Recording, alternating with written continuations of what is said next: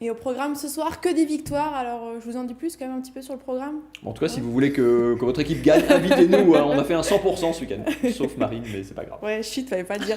On parlera quand même ce soir basket, hein, avec du basket masculin avec la SIG, et du basket féminin la SIG toujours, du foot aussi en Ligue 1 et en National 2, et puis on parlera bien sûr boxe ce soir avec notre invité. Bonsoir Sina Ayout. Bonsoir. Vous êtes un boxeur qui vient tout droit d'Oswald, vous avez participé ce week-end à un gala, on en reviendra tout à l'heure. Puis on commence d'abord par la belle victoire du Racing ce week-end, Mathieu. Ouais, le Racing qui n'en finit plus d'étonner et de ravir ses supporters parisiens, comme vous l'avez peut-être vu dans le JT tout à l'heure aussi. Le Racing qui était en déplacement du côté de Monaco samedi soir, qui s'est offert un festival au stade Louis II. Regardez pour le plaisir les 5 buts tous plus beaux les uns que les autres. Le centre de Lala, le coup de boule de Thomasson. Boum, lucarne, ça fait 1-0 après une douzaine de minutes de jeu. Le Racing à 11 contre 10. La tête de Thomasson de l'entrée de la surface, 2-0 après 17 minutes de jeu. Monaco qui réduit la marque en première mi-temps par Falcao, mais le Racing en deuxième mi-temps va régaler. Attention les yeux, la frappe de Sissoko en pleine lucarne, 3-1 à l'heure de jeu et 4-1 un petit peu plus tard sur ce solo de Ludovic Ajorc. 2 buts, une passe décisive pour l'attaquant réunionnais du Racing. Le Racing qui ajoute un 5e but par Fofana dans le temps additionnel. 5e victoire consécutive, toute compétition confondue. 3e victoire consécutive en championnat pour les hommes de Thierry Lauré qui monte à la 5e place du classement. Alors certes, Montpellier et Marseille ont un match en moins, mais on n'avait pas vu le Racing aussi haut depuis très très longtemps. Le Racing qui continue d'enchaîner avec ses victoires en 2019. Déplacement au Parc des Princes, ça sera ce mercredi pour les 16e de finale de la Coupe de France. Réception de Bordeaux en championnat ce samedi à la Méno et le match que déjà tous les supporters du Racing attendent. Demi-finale de Coupe de la Ligue pour une place en finale. Bref, d'Europe déjà. Du côté du Racing, ça sera mercredi en 8, double confrontation contre Bordeaux, donc à la Méno. En tout cas, grosse perf du Racing en ce début d'année. On attendait du coup la même chose, en tout cas le regain de victoire aussi du côté de la SIG Marine. Oui, puis c'était un gros enjeu pour eux puisqu'ils ils étaient sur une série de 5 défaites. Ils jouaient ce week-end contre Bourg-en-Bresse et puis ça commence fort tout de suite avec 2 tirs à 3 points. D'abord celui de Quentin Serron, voilà, réussi tout de suite en début de match, qui est suivi ensuite par Mike Green. Bourg-en-Bresse qui est privé de ses 2 intérieurs s'accroche. Regardez la réponse, voilà, à 3 points ici, voilà, c'est planté, c'est fait. Mais la SIG distance ensuite Bourg-en-Bresse de 9 points au milieu du deuxième quart-temps grâce à notamment Mustapha Fall, voilà, que vous voyez ici au dunk. Malheureusement plutôt, les Bressans reviennent à 37 partout à 2 minutes de la pause et heureusement ensuite les Sigmen qui sont à droit à longue distance, ça leur permet de revenir à plus 5 à la mi-temps. Le troisième quart-temps sans trop de difficultés pour les Sigmen, plus 14 à la fin du troisième. Quatrième, un petit peu plus difficile, perte de balle. Et voilà, on voit les Bressans qui en profitent. La SIG qui encaisse un 12-2. Il n'y a plus que 7 points d'écart entre les deux équipes à 4 minutes de la fin. Tout est encore donc jouable des deux côtés. Heureusement, la SIG maîtrise la fin de match avec encore Mustapha Fall ici dans la raquette qui finit quand même avec 17 points, 11 rebonds. Victoire donc pour la SIG 76-71. Écoutez la réaction des joueurs à la fin du match. C'est vrai que c'était pas forcément un match facile, on a joué un peu sur un faux rythme avec leur zone qui nous ont un peu empêché de dérouler. Donc c'est vrai que c'était pas facile mais ça fait du bien. On a gagné, on est qualifié pour la Leaders Cup, même si on aurait pu le faire encore mieux je pense par rapport au point d'avérage.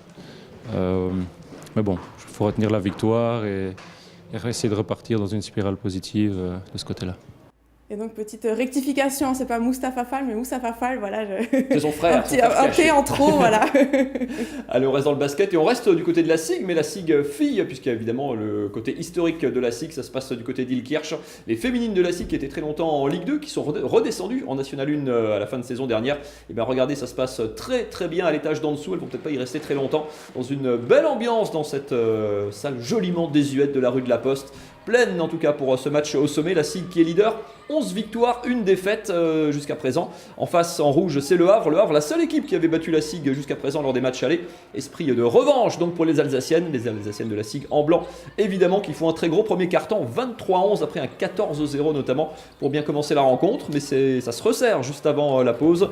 La défense de zone du Havre gêne les Sigmen qui ont encore quand même 7 points d'avance à la pause, plus 7 à la pause, rien n'est fait donc pour les Strasbourgeoises qui visent une des 2 premières places, qui sont leaders du championnat évidemment, mais qui visent une des 2 premières places pour jouer les playoffs et qui vont faire un récital à nouveau, 25 points inscrits dans le 3e quart-temps. La SIG se détache définitivement, fait le boulot en défense, plus 20 à un moment pour les Alsaciennes. qui finiront finalement cette rencontre sur une belle victoire, 69-53. Victoire donc, 12e victoire de la saison pour une seule défaite. Panier average récupéré en plus sur les Havraises. Soirée parfaite pour les Sig Women emmenées par Kathleen Bourdin notamment ici qui clôt le score et belle victoire donc des Sig Women devant leur public. 12e victoire de la saison donc. Il faut être dans les 2 premières pour jouer les playoffs et éventuellement rêver de monter. Une chose après l'autre, mais un nouveau statut en tout cas à assumer. Écoutez Louise Dambach et son entraîneur. Vu qu'on est première, on est attendu par toutes les équipes, tout le monde a envie de nous battre. Donc c'est encore à nous d'élever notre niveau de jeu à chaque match pour vraiment répondre présente. Les dirigeants m'avaient fixé le haut de tableau en début de saison. Je pense qu'on y est, on va essayer d'y rester. Et puis si on peut retrouver la Ligue 2, parce que la SIG a besoin, et l'historique de la SIG demande un club en Ligue 2 au moins, on ne va pas s'en priver. Donc voilà, on va essayer de se faire le maximum pour pouvoir retrouver cette Ligue 2. Et puis après cette page de basket, place à la boxe avec notre invité Sydney Ayout. Vous avez participé ce week-end à un gala organisé par votre club, celui d'Oswald en boxe française. Avant vous, il y avait plusieurs combats. Mathieu, on va revenir là-dessus. Ouais, je vous emmène du côté d'Oswald. Ça se passait effectivement ce samedi soir avec une salle bien remplie, près de plus de 800 personnes pour ce gala, pour le 30e anniversaire du club d'Oswald. Il y a eu pas mal de combats avant celui de Sydney dont on va parler dans un instant.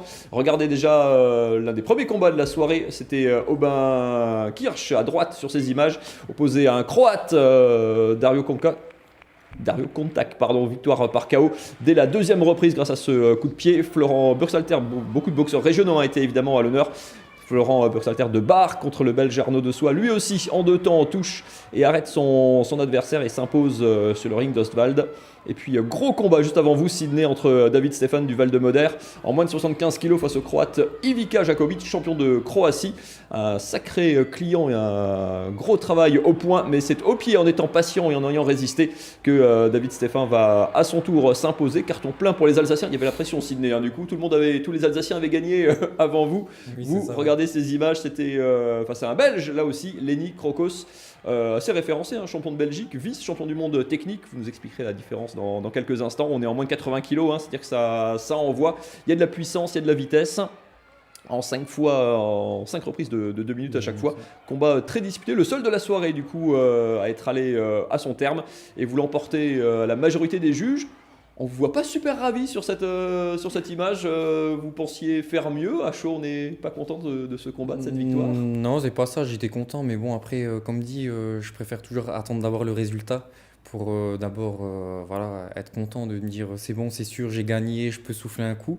Mais je préfère d'abord, attendre le résultat avant de moi-même m'exprimer tout de suite. Alors, non, Pardon, Marine. pas de souci. Vous n'étiez pas monté sur le ring depuis. Ça faisait 1 an et demi à peu près. Ça faisait à peu près 1 an et demi. Ouais. Pourquoi cette. Parce que je suis cette devenu attente tout jeune papa. Donc du coup, je me suis un peu plus concentré sur ma vie de famille et d'être là à les côtés de ma copine, quoi. Donc du coup, j'ai arrêté, quoi. C'est dur de faire une coupure comme ça. Ça veut dire qu'on s'entraîne moins, on combat plus du tout. Enfin, c'est dur de reprendre du coup le rythme de la compétition. C'est pas évident. Après, faut vraiment avoir beaucoup de mental et vraiment savoir ce qu'on veut, quoi. Je veux dire. Quand au bout d'1 an et demi, on monte plus sur un ring où il y a la pression à gérer, le stress, la famille, les amis, en plus de boxe à domicile, c'est pas évident. Ça manque quand même l'adrénaline du ring, parce qu'on imagine sur des combats comme ça, quand même, c'est extrêmement intense. Il y a quelque chose qui manque quand même quand on monte pas sur le ring. Quand même, après, moi j'ai toujours fait des compétitions. Ça fait depuis l'âge de 7 ans que je pratique la boxe française à Oswald. Et donc, du coup, après, c'est vrai que je voulais pas rester sur cette fin-là, me dire, je veux plus faire de boxe ou il fallait encore un petit peu d'adrénaline et ce soir-là j'en ai eu donc ça tombait bien. Prochain objectif, c'est les éliminatoires pour le championnat de France élite. C'est ça. Qu'est-ce qui reste à travailler d'ici là ? Y a beaucoup de choses toujours à travailler, comme dit, quand on fait un combat, il y a toujours des choses qui vont, il y a des choses qui ne vont pas. Après, le coach, il va déjà me le rappeler, et il va déjà travailler ce qui allait pas. Et donc du coup, on va se préparer d'ici 1 mois pour les poules au championnat de France Elita et puis on va y aller, quoi. Vous êtes dans une catégorie en plus en moins de 80 kg où il y a une grosse densité. C'est une catégorie en plus où il y a un sacré équilibre entre la vitesse, la boxe française où c'est de la pied-point, on rappelle. C'est un bon rapport, c'est une catégorie, je pense, intéressante en termes de puissance à la fois et de dynamisme. C'est ça, en moins de 80 en général, les catégories moins de 75 et moins de 80, c'est là où il y a le plus d'impact. Et ça va vite et en même temps ça frappe fort. Donc du coup, il y a vraiment entre les deux, c'est vraiment compatible, hein. Aux éliminatoires du championnat de France, il faut enchaîner parfois, c'est des combats très rapprochés, hein, du coup c'est sur des ça, séries ben, éliminatoires, ça veut dire qu'il faut enchaîner des combats aussi, il faut avoir cette capacité-là. Oui, c'est ça. Ben, là, c'est différent parce que là, comme le gala de samedi, c'est vraiment 5 reprises de 2 minutes. On se dit on va y aller à fond, on va se donner à fond dans le mental, on se prépare physiquement.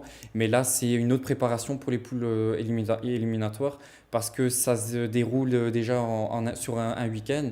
Donc il y a 2 combats le samedi, 2 combats le dimanche. Et donc du coup, c'est en 3 fois 2 minutes.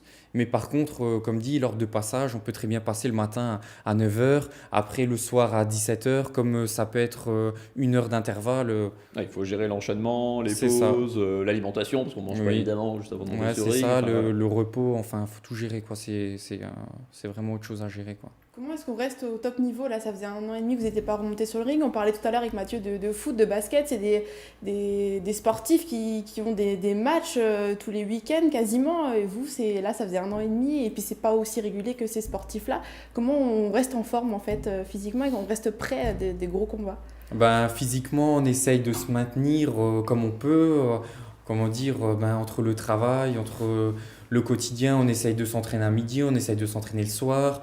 On essaye justement de se dire, voilà, justement, on n'a pas la chance de s'entraîner vraiment en permanence et de ne faire que ça. Donc, quand on essaye d'aller à l'entraînement ou on essaye de s'entraîner, on essaye de le faire à 100% et d'y aller, quoi, de ne pas se poser de questions. Il y a un regain d'intérêt en ce moment pour les sports de combat, peut-être toute discipline confondue. On dit souvent que la boxe française c'est une bonne école pour aller vers d'autres disciplines pieds-poings qui sont peut-être plus porteuses, plus à la mode dans certains clubs. Il y a la tentation d'aller voir dans d'autres disciplines où vous êtes savate, on reste sur la boxe française. Après, c'est vrai que moi, personnellement, comme dit, depuis l'âge de 7 ans, j'ai toujours fait de la savate. Et c'est vrai que c'est un sport vraiment que j'adore, que j'apprécie. Il y a vraiment des règles. C'est vraiment sportif dans le sens où, voilà, je veux dire, il y a des règles à respecter. Et en même temps, il y a des difficultés. On ne peut pas frapper avec les tibias, on ne peut pas mettre les coudes. Voilà, il y a vraiment des règles comme ça à respecter. Et je trouve ça intéressant. Enfin, en tout cas, moi, Vous n'avez c'est pas fait le vrai tour que- encore. Ouais, non, après c'est vrai que la savate c'est vraiment une très bonne école. La plupart du temps, il y en a beaucoup qui commencent par la savate et qui partent après dans d'autres disciplines. Mais moi personnellement, la savate, ça me va, quoi. On reste là-dessus pour l'instant. Ouais, pour l'instant, on en Il y a de reste quoi là. faire. Ouais, c'est ça, ouais. Vous restez bien sûr avec nous, Sydney Ayut. On va continuer de parler sport et de l'actualité régionale de ce week-end. On parle football marine. On s'est penché sur le cas du FRH, le FR Agno. On était allé voir en Coupe de France. Mais en championnat, ça se passe plutôt pas mal non plus. Oui, joué ce week-end contre Épinal, les 2 équipes qui font partie de la deuxième partie de tableau de National 2. Dès l'entame, les occasions se multiplient des 2 côtés. Le premier quart d'heure est plutôt à l'avantage d'Épinal. Regardez ces images. Épinal en jaune donc, avec notamment on a vu cette belle occasion qui passe au-dessus de la cage, belle cascade ensuite, voilà regardez ça roule mais ça va, il n'y a pas eu plus de mal que de peur. D'autres occasions ratées encore du côté d'Agno mais 0-0 à la mi-temps. Ça se dispute plus voilà, avec ce tir qui est repris derrière par Ruiz qui marque premier but donc pour Agno, premier but aussi de la saison pour Ruiz. 17 minutes plus tard, alors qu'Épinal a la possession, le ballon est intercepté par Agno, les Rouges avancent tranquillement vers le but de manière plutôt collective et puis cette frappe voilà, de Gaëtan Weisbeck qui fait donc 2-0 pour Agno à la 69e. Et puis ensuite, ça continue, le festival. Ruiz, qui est le premier buteur de la soirée, qui centre et qui est contré et puis repris par Guizy, le capitaine de l'équipe. 3-0 donc pour Agno. 4e victoire consécutive à domicile en championnat. Écoutez la réaction des joueurs et du coach à la fin de la rencontre. Avec la manière, ouais, c'est important. Hein. Bon, voilà, ça prouve qu'on a grandi par rapport au premier match qu'on faisait. Voilà, ça montre que dans ce championnat, voilà, on peut exister. Ce qui fait plaisir au staff, c'est surtout qu'on retrouve des choses vues à l'entraînement depuis le début de l'année. On garde la même ligne de conduite et les joueurs se rendent compte au fur et à mesure que ça paye progressivement. Et j'espère qu'on arrivera à continuer comme ça. J'ai presque des regrets d'avoir un trou le week-end prochain. Un trou donc, parce que dans 2 semaines, il joue un gros derby contre Chilik. Chilik qui est actuellement 5e du championnat et Agno 10e, donc un gros derby dans 2 semaines, Mathieu. Ouais, Chili qui s'est incliné par contre ce week-end et qui voit ses espoirs et ses rêves de monter s'éloigner un petit peu. Agno qui est promu, il faut le rappeler, en National 2 cette saison. On va parler tennis avec des nouvelles. Je vous emmène en Australie, Marine. La chance. Ouais, soleil. Du côté de Melbourne, avec sur les traces de Pierre Hugerbert. Regardez ces images. Il était en lice à l'Open d'Australie. Alors, était au passé parce qu'il s'est fait éliminer ce week-end par Milos Raonic, le Canadien. Élimination relativement logique pour Pierre Hugerbert que vous voyez là, mais qui avait réalisé 2 belles perfs aux 2 premiers tours. Élimination de Sam Querrey et du Coréen Young Chung, le demi-finaliste de l'an dernier. 2 joueurs mieux classés que lui, c'est donc plutôt une belle opération malgré tout pour lui dans ce tournoi en simple. Et surtout, il est toujours en lice dans le tournoi de double. Victoire ce matin, décalage horaire oblige, victoire ce matin avec son coéquipier évidemment de toujours Nicolas Mahut. Les 2 garçons se retrouvent donc en quart de finale. Ça sera match demain contre les frères Bryan. L'Open d'Australie, c'est le seul tournoi du Grand Chelem que Pierre Hugerbert et Nicolas Mahut n'ont pas encore remporté. Allez, ça sera leur challenge de cette année, mais ça sera compliqué évidemment contre les frères Bryan. 16 ou 19 titres je crois du Grand Chelem. Grosse bagarre en perspective. On se quitte avec le meilleur de tout ce que Marie nous a gladé ce week-end, c'est la crème des réseaux. Et on commence avec du tennis et la paire alsacienne Albano Olivetti et Danadette qui ont gagné leur premier tournoi ensemble de l'année. Alors c'est pas le premier tournoi qu'ils gagnent ensemble, c'est le 8e déjà. Forcément ça crée quelques jalousies. Regardez ce commentaire sur la photo que Albano Olivetti a publiée. Vous le voyez là, les mecs, on devrait vous interdire l'inscription en futur. Voilà, ça c'est dit, c'est clair. On espère pour eux qu'ils continuent à gagner en tout cas. Des conseils, Marine, pour les sportifs alsaciens. Alors, manger 5 fruits et légumes, je ne sais pas si vous faites ça, vous, avant un combat. J'essaye. Et en tout cas, les handballeuses d'Ambar-la-Ville le font. Regardez cette photo avant un match, on les voit toutes, même le coach avec une banane en main. Apparemment, ça marche plutôt bien. Elles sont 7e de leur poule en pré-national.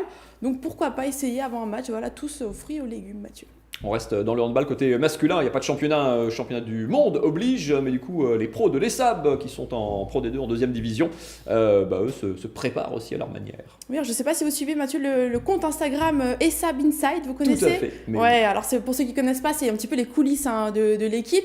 Ils ont publié aujourd'hui quelques photos justement de la saison, de certains matchs. Regardez, alors on se dit comme ça que c'est plutôt des durs à cuire, et bien non, c'est des sensibles.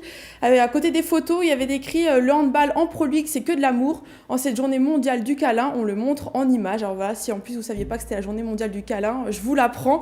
C'est quand même assez sympa. Et puis c'est beaucoup fêté en Amérique, la journée du câlin, Free Hug. Je ne sais pas si vous connaissez, voilà, ça se fait beaucoup. Bon, on voit que tous ces grands handballeurs s'enlacent amoureusement. C'est mignon quand même. C'est des instantanés, en vrai ça bastonne un petit peu plus. On l'avait reçu sur ce plateau en fin d'année dernière. Il s'appelle Mohamed Amin El Bouadjadji, athlète il faisait du cross à l'époque, mais c'est surtout un athlète de piste. Il se prépare sur 1500 mètres. Il est en stage du côté du Portugal, le Vénard, pour chercher un petit peu de fraîcheur, non, un petit peu de douceur plutôt, où les conditions d'entraînement sont évidemment plus clémentes. Mais entre les entraînements, il continue de se faire plaisir. J'adore cet athlète tout en autodérision. Ah oui, mais lui, c'est un gros blagueur. Je vous laisse découvrir en images. C'est plus simple que d'en parler pendant 10 ans. Regardez. Bien arrivé à Montegordo, je commence mon stage avec une bonne séance de Tai Chi Chuan afin de libérer de mon corps l'aura maléfique causée par la synapse du voyage, le Wat Fer Fung, ou encore la fatigue musculaire de Sun Wukong, le démon chinois.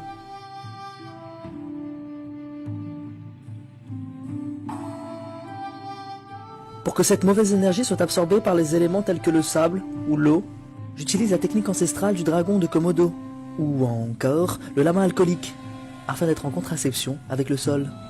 Enfin, je finis par un footing, pour libérer la légèreté, ainsi que le chi qui est en moi. La course à pied, plus qu'une passion, une passion. Bon, vous l'aurez compris, il a sûrement le temps entre 2 séances de se détendre. Voilà, c'est une sorte de yoga un petit peu, on ne sait pas trop. Nouvelle pratique. J'aime beaucoup, c'est sûrement très efficace. On vérifiera sur pièce, mais en tout cas, c'est très drôle. On termine par une petite photo. Regardez celle-ci, elle a été prise ce week-end. Alors, Mathieu, je ne sais pas si vous reconnaissez la salle dans laquelle a été prise cette photo. Je reconnais la salle du gymnase des 7 arpents, voilà, le fief du BC Souffle. Alors, c'est pas le coach de l'équipe 1 des garçons. C'est votre coach. Non, même pas.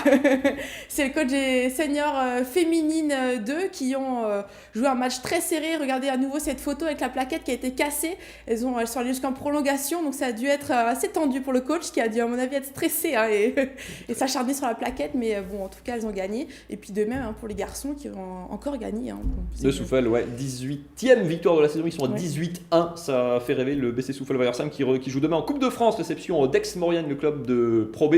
Et à propos de Pro B, les garçons de Grise qui eux se sont imposés également ce week-end, seront en déplacement à Chaland et la SIG, mais c'est à l'extérieur, mais vous pouvez aller les voir, hein, ça se passe du côté de la Grèce, déplacement très important à Patras pour la qualification en Ligue des Champions. Merci beaucoup Marine, si on a encore une petite minute.